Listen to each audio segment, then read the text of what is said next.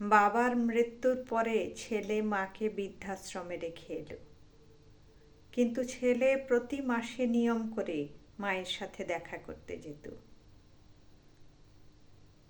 একদিন বৃদ্ধাশ্রম থেকে হঠাৎ ফোন এলো, মা অসুস্থ।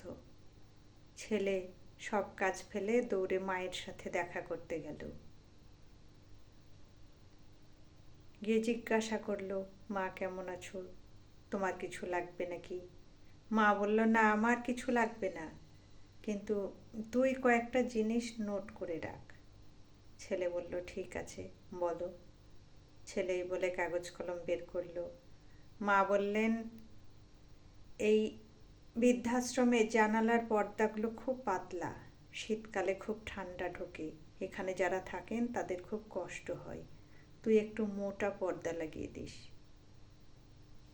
আর গরমকালে গরমে খুব কষ্ট হয়, এত বড় ঘরে একটা ফ্যানের হাওয়া সব জায়গায় পৌঁছায় না, তুই আর একটা ফ্যান লাগিয়ে দিস।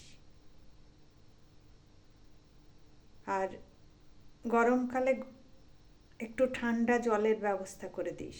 আর এখানে খাবারও ভালো দেয় না, আমি তো দু একদিন না খেয়েই থেকে যাই। ছেলে কথাটা শুনে কষ্ট পেল।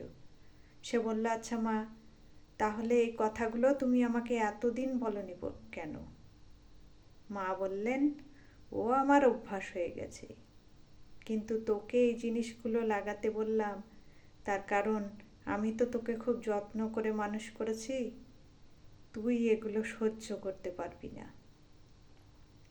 কাল যখন তোর ছেলে তোকে বৃদ্ধাশ্রমে পাঠিয়ে দেবে তখন তোর খুব কষ্ট হবে, তাই আমি তোকে এইগুলো লাগাতে বললাম।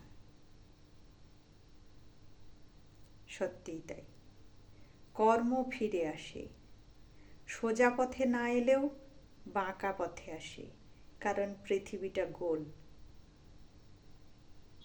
আজ আপনি যে কর্ম করবেন, কাল